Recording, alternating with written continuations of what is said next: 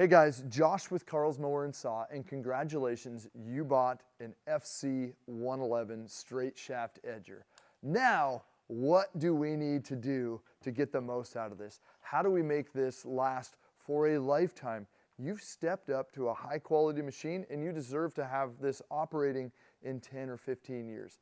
Sorry, if you're a commercial landscaper, 10 or 15 years is probably a little long because we know how much you're using this. But if you're a homeowner, you're gonna have this a long time. But there's some things you need to do to get the most out of it. Before we get into the maintenance, before we get into edger blade change and some of that stuff, I wanna talk real lightly on safety. So we need to always wear safety glasses when we're running an edger. This thing is known to pick up a rock and somehow that rock can just mysteriously come around this corner, make a 90 and come right up at your face, and it doesn't feel good to take a rock in the eye. So safety on that, and then always ear muffs or ear plugs or something. Maybe you have this brush defender. This is a good setup. I am now protecting my full face and I can't hear anything, so I don't even know what I'm saying to you right now. Maybe I do. Anyways, so we got the safety covered right there. And make sure nobody's around when you're edging, right? I just talked about my own personal safety, but if I'm edging and I'm coming at, you know, maybe my wife or kids, this blade is spinning away from me and it is launching stuff a little bit forward, not like crazy forward, but always be aware of your surroundings when you're running a string trimmer or a lawn or an edger. Just always know what's around you. Okay, now let's talk about starting this up. What are we gonna do to start it up? Well, we're gonna put fuel in. More than likely, your dealer has already done this for you, and they should have. But if they haven't, let's review a couple important things. This is a 2-cycle machine, so we're running mix fuel or mix oil with a gallon of gas. HP Ultra, 1 gallon ethanol-free fuel. Beautiful, works great. But this has a shelf life.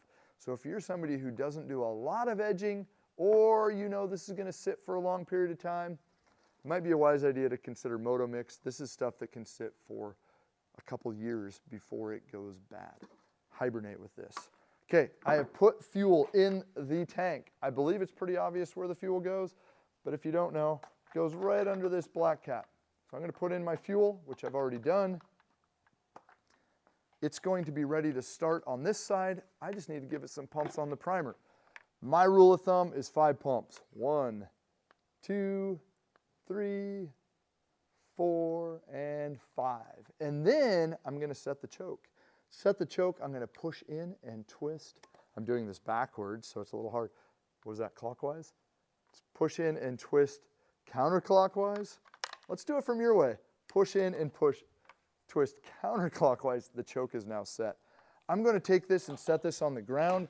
That means that when it starts, this edger blade is not gonna hit anything, make sparks, make a mess, make the machine wanna run away from me.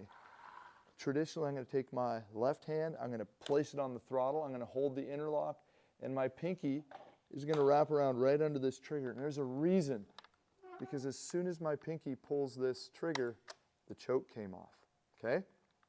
So don't hold the throttle when I start this. That's, you know, pointer number 1.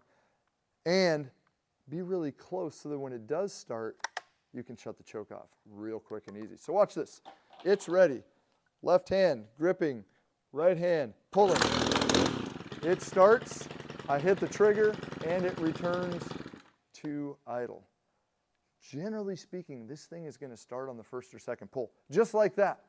What I have found is sometimes when you take them out of the box, they don't want to start very easy. So if your dealer has not done the pre-start for you, you may pull this 5 or 10 times to get that fuel up into the system and be ready to roll. Now let's talk about maintenance. Edging can be dusty. I'm there, I'm digging through the dirt, I'm throwing dust in the air. That means we probably should make sure we keep a good eye on the air filter. Your machine will have come with this tool right here and this T27 head Torx will spin this off. I'm going to set this down. It'll be a lot easier to do it that way rather than holding it up. It is a classic steel paper element air filter, which has an amazing filtering capacity.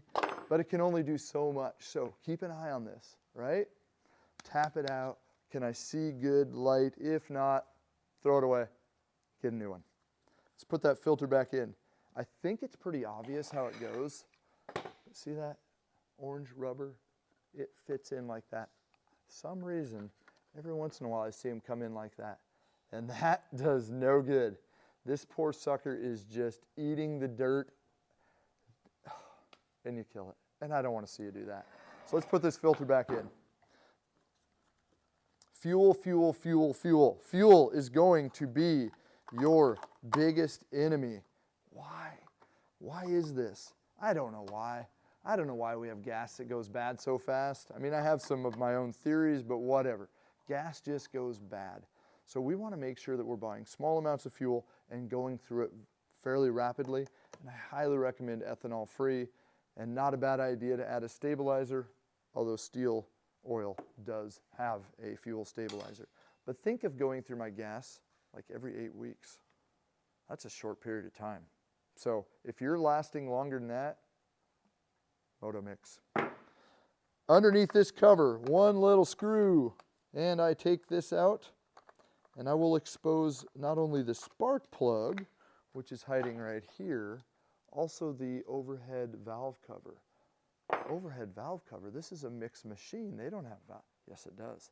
This is a miniature 4-stroke engine running on mixed fuel. That is one of the reasons this rope pulls so easy, and it starts so easy, and it has so much power, and it runs very fuel efficient. But over time, those valves will need to be adjusted. Roughly 150 hours. If you're like me, you don't get done edging and go, well, that was 23 minutes, and I write it down in my captain's log. I don't do that. So how do we know when it's time to adjust the valves? My experience, I pulled thousands of ropes, probably tens of thousands of ropes by now. It's crazy. This pull will become chunky.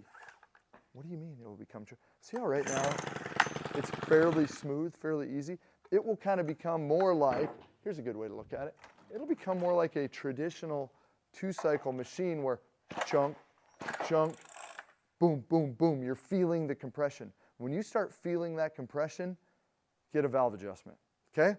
If it was a little early, who cares? If it was a little late, you know, maybe slap on the wrist. But if it was a lot late, you're now going to kill this machine.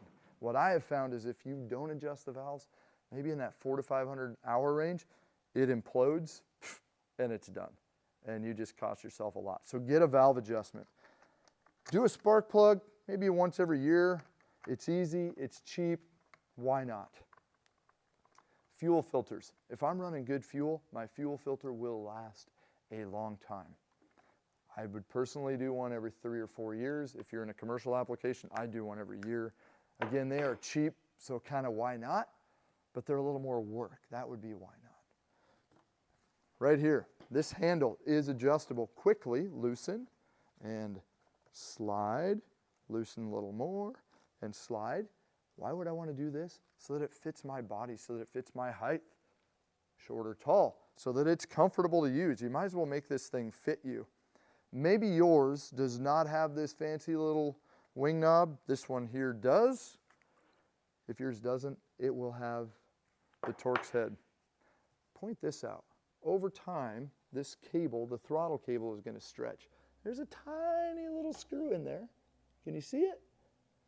That is going to adjust or tighten that throttle cable. So if you ever have it where your throttle response is really slow, basically it doesn't want to hit full RPM, it's really slow to grab that cable, tighten that screw up just a turn or two, and that's going to solve some problems.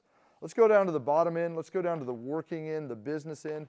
We have one wheel on here, and we have a wing nut that loosens it. This slides. See that? This is not to set the depth, it's to set the angle or the operator's height, okay? We always actually kind of want that right there rubbing on the ground or riding right above the ground. But how tall am I?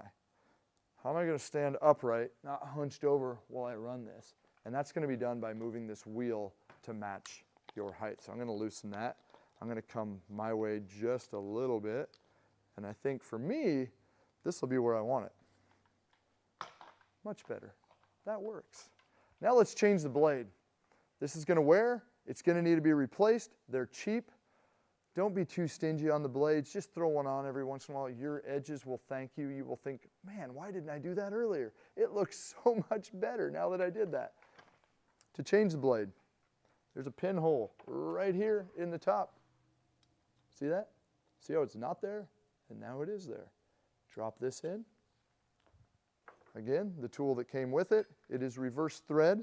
So I'm going to counterintuitively, holy cow, somebody sat on this one. Counterintuitively tighten. Yeah, somebody with a little bit of muscle sat on that one. Tighten that bolt, and actually it'll come loose. So let's spin that bolt off like so. And if you have a steel brush cutter, this is going to look kind of familiar. It's the same basic idea. I got a 1-inch arbor.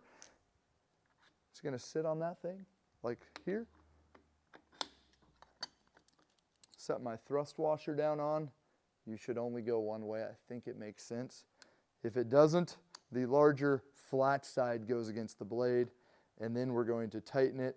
I usually start by hand, reverse to get it down tight, find my pin again, drop that in the hole, and tighten. And that last person who over tightened it, I'm not going to go quite that tight. It's a reverse thread. It ain't coming loose.